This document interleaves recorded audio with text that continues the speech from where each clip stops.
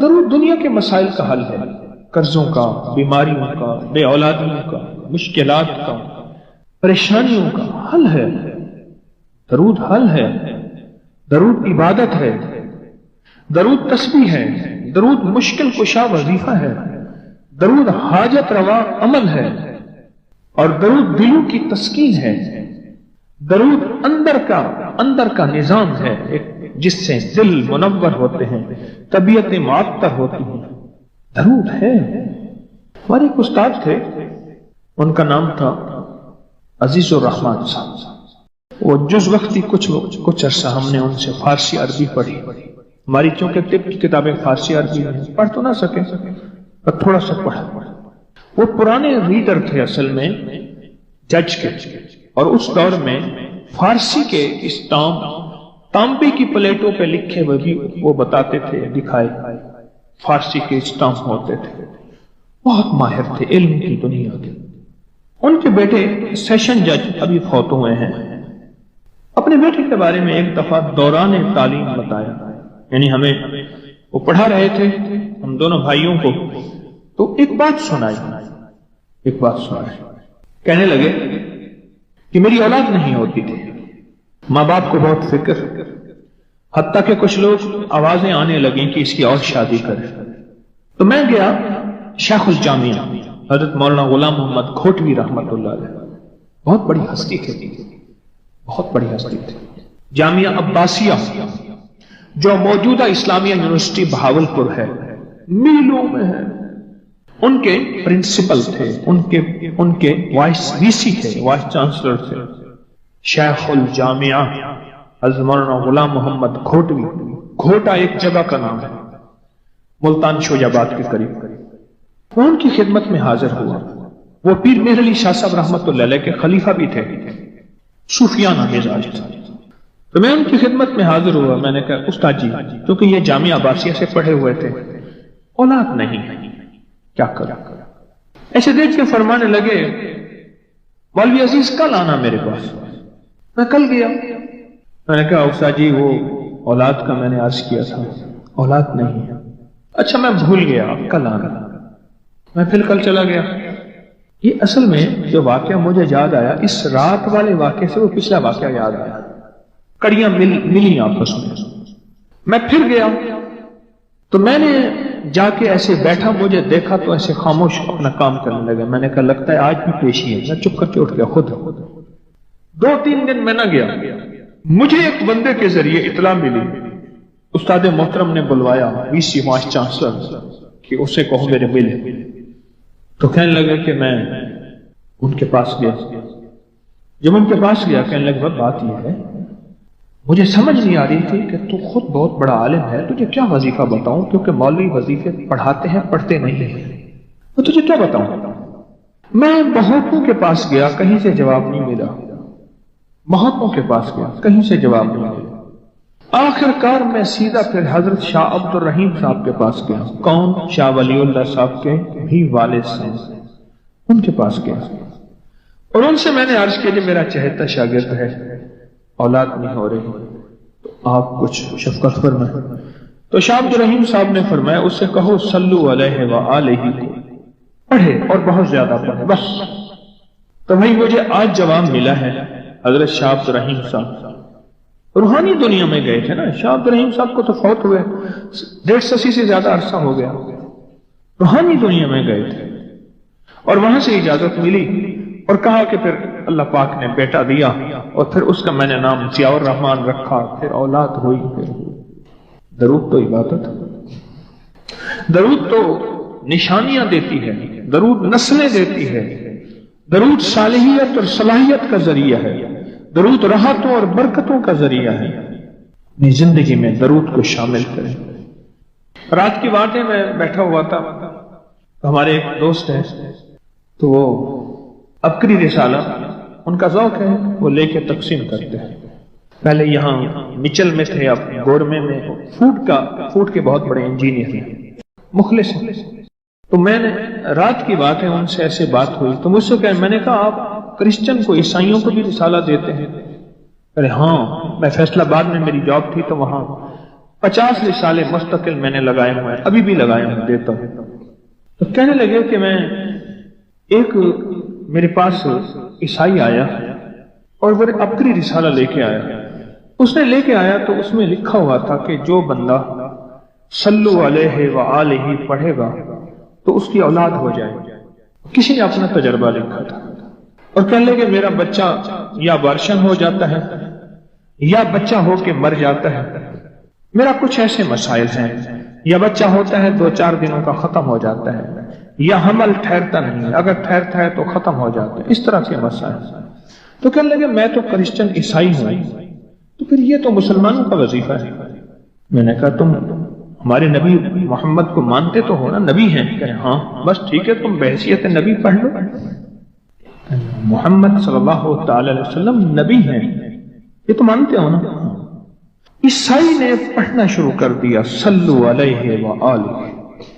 کہنے لگے کچھ ہی عرصے کے بعد ڈبہ لے کے آیا کہ اب میرا بچہ 1.5 ماہ کا ہو گیا۔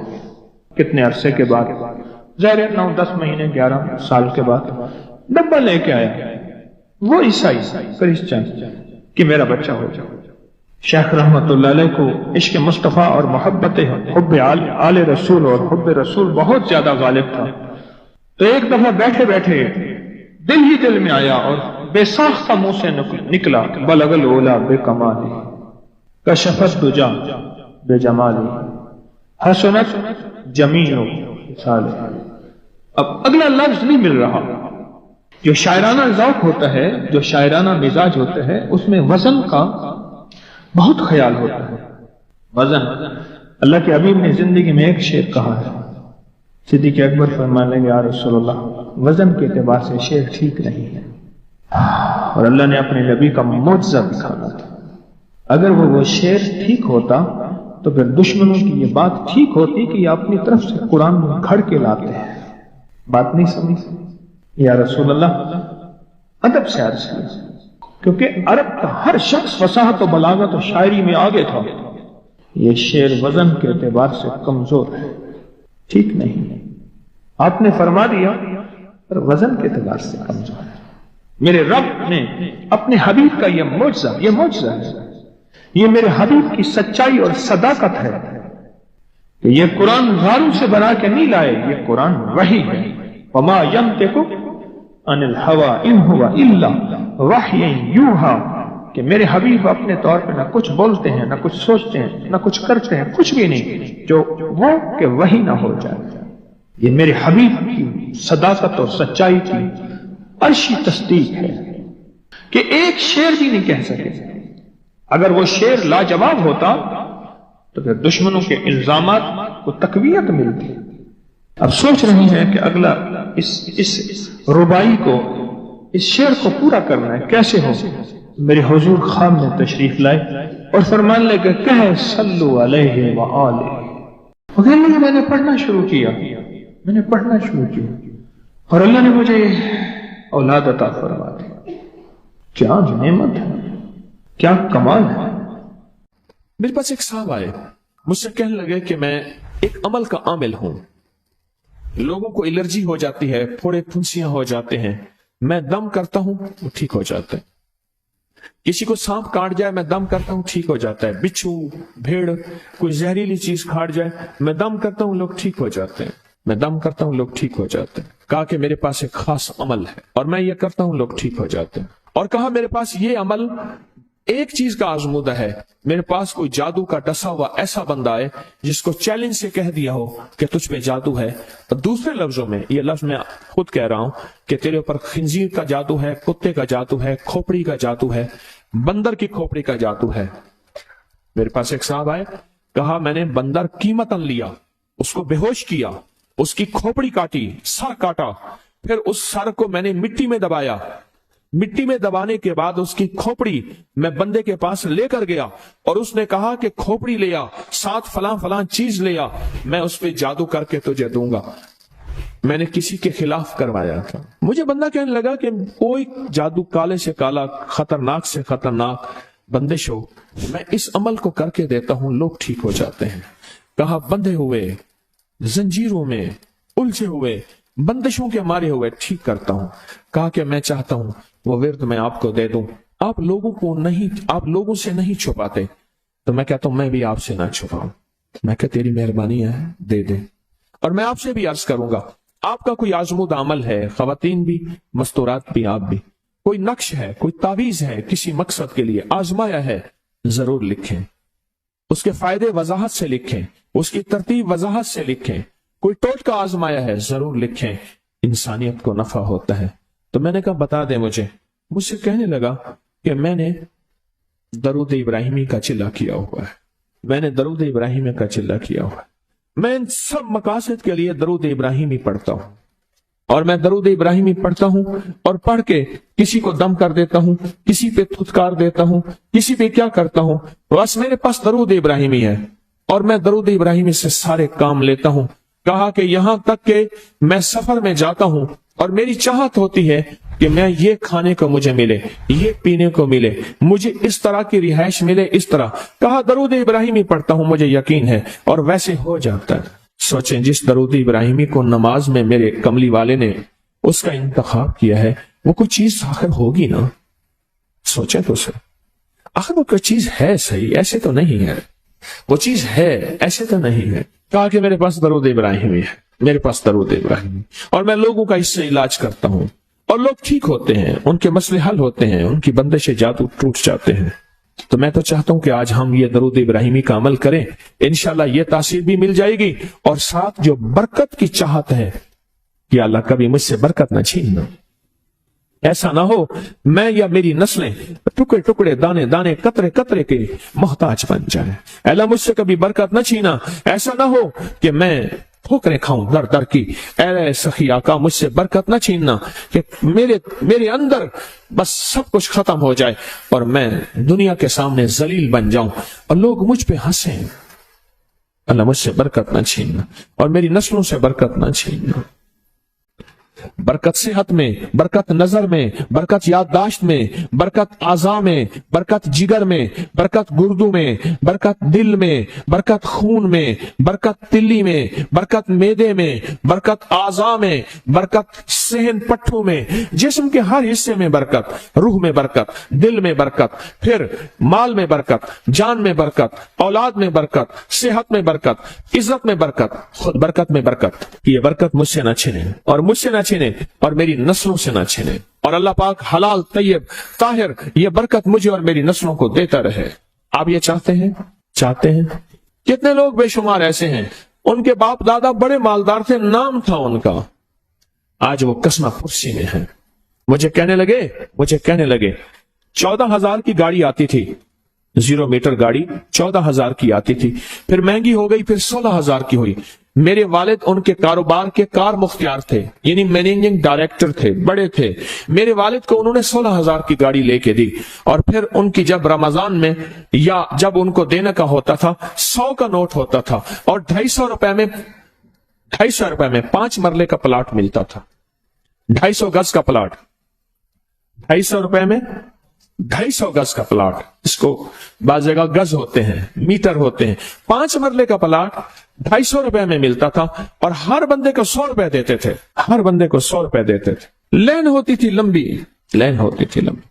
आज उनके खानदान लाहौर में एक ऐसी जगह रह रहा है जहां अगर बारिश हो तो पानी हफ्तों नहीं निकलता, और गंदगी ही गंदगी है, और वहां कसमा पुर्सी की जिंदगी बसर कर रहा है। मैं उस खानदान को जानता। मेरे यहां एक ड्राइवर होता था, मुझसे कहने लगा जी कि फलां जो लाहौर की बहुत बड़ी सोसाइटी है, उसका मालिक आया है बचा हुआ खाना लेने के लिए। हम रमजान में खाना जो बच जाता है फिर वो दे देते हैं ताकि इफ्तारी सहरी के लिए फ्रेश ताजा खाना बने। वो लेने आया है, वो कैसे?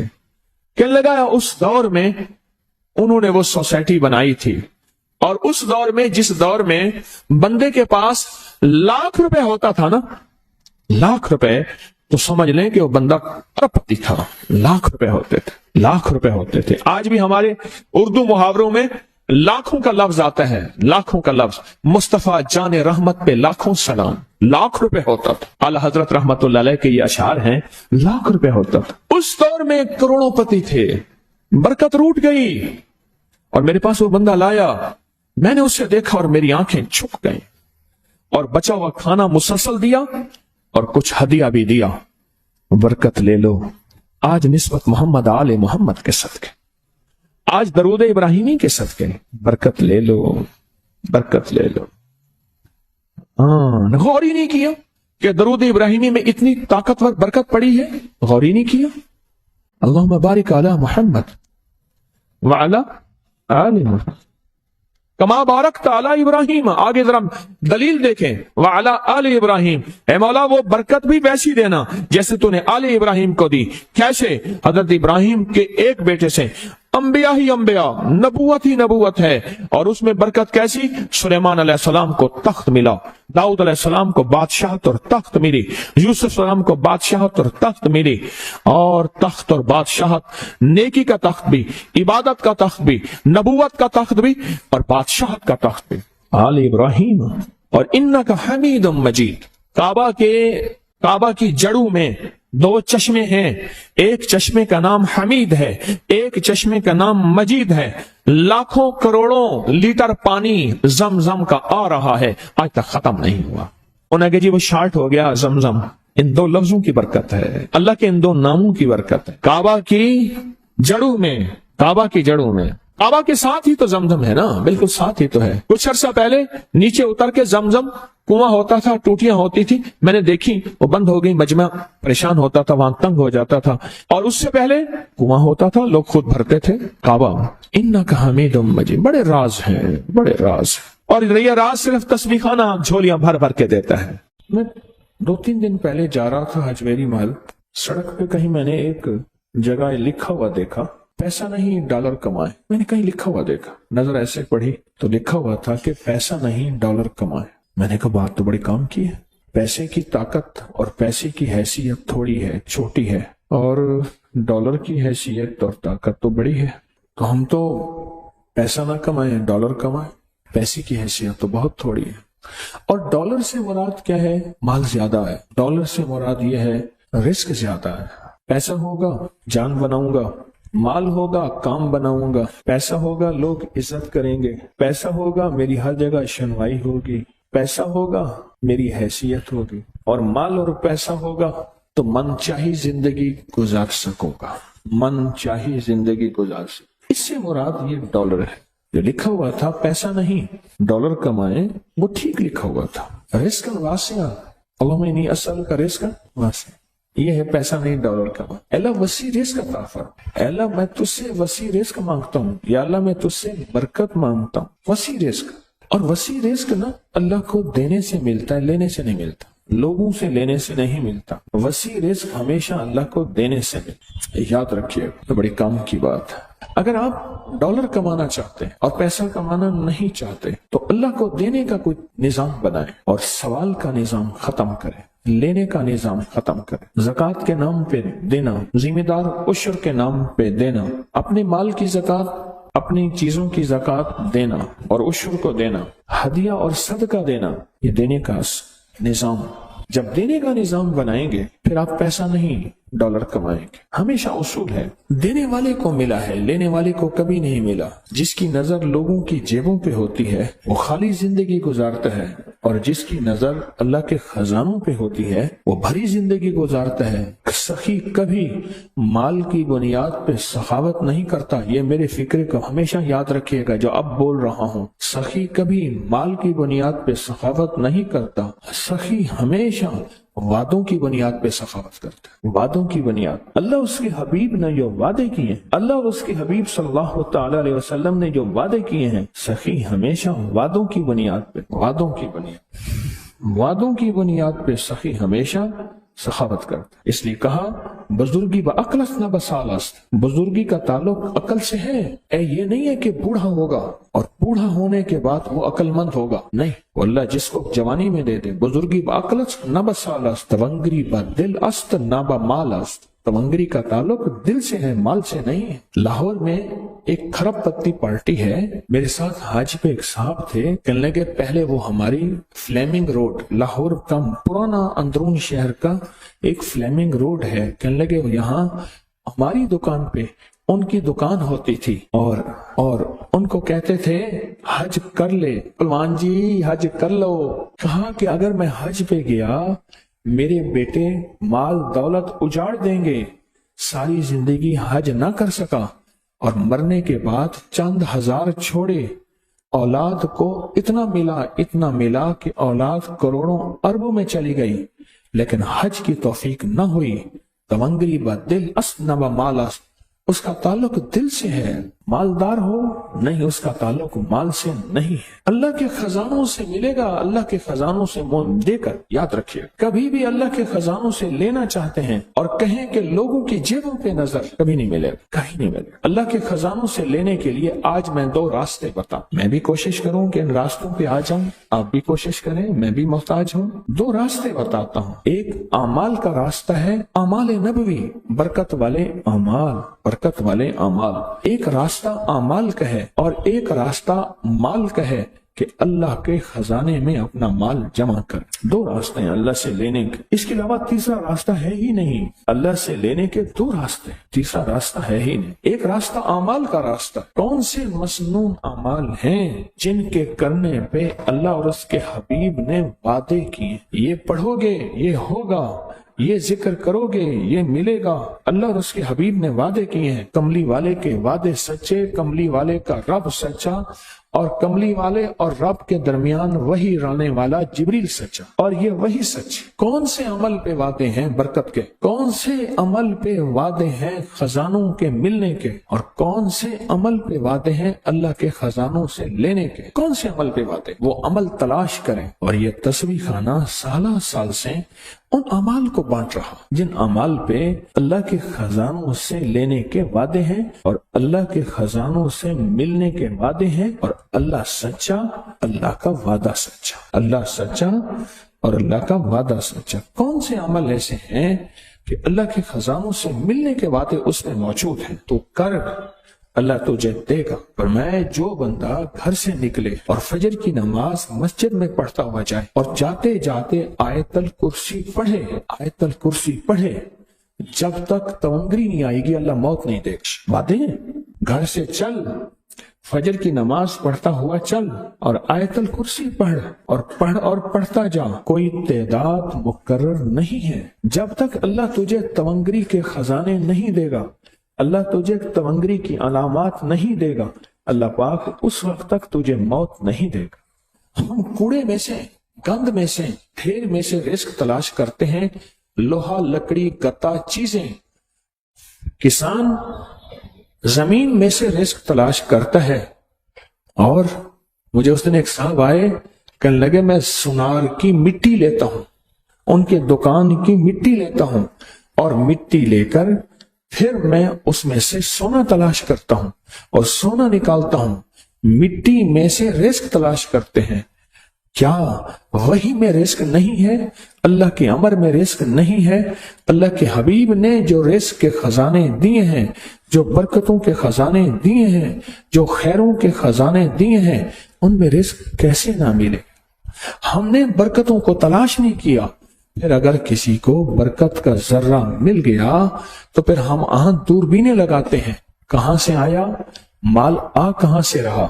سونا بناتا ہوگا، چاندی، ہیرے، لوگوں کا مال، ٹھگ، سمگلنگ، فراڈ، دھوکہ، نوسر بازی۔ پھر مختلف ہماری لیبارٹری ٹیسٹ بتاتی ہے، کسی کو کیا ٹیسٹ بتاتی ہے، کسی کو کیا بتاتی ہے۔ اللہ کے خزانوں سے برکت والے اعمال کر کے لینا نہیں آیا۔ جب لینا نہیں آیا، پھر اگر کسی کو برکت والے اعمال کر کے اللہ غیب کے خزانے سے رزق کے دروازے دیتا ہے اور کھولتا ہے، تو چونکہ بچپن سے ماں نے کہا تھا بیٹا بڑے ہو کے کیا بنو گے، کہا میں ڈاکٹر بنوں گا۔ کیا بنو گے؟ کہا میں پائلٹ بنوں گا۔ کیا بنو گے؟ کہا میں مالدار بنوں گا۔ اور ماں باپ نے بچپن سے 55 تک زندگی میں پہلے دن سے یہ نہیں پوچھا، یہ نہیں بتایا، اور من کی دنیا میں یہ بات ڈالی نہیں کہ میں بڑا ہو کے اللہ کے خزانوں سے لینے والا بنوں گا اور مخلوق میں تقسیم کرنے والا بنوں۔ انما انا قاسم، انما انا قاسم، میرے کملی والے نے فرمایا میں تقسیم کرنے والا ہوں. قاسم کے معنی تقسیم کرنے والا. انما انا قاسم واللہ یؤتی، میرا اللہ دیتا ہے میں تقسیم کرتا ہوں.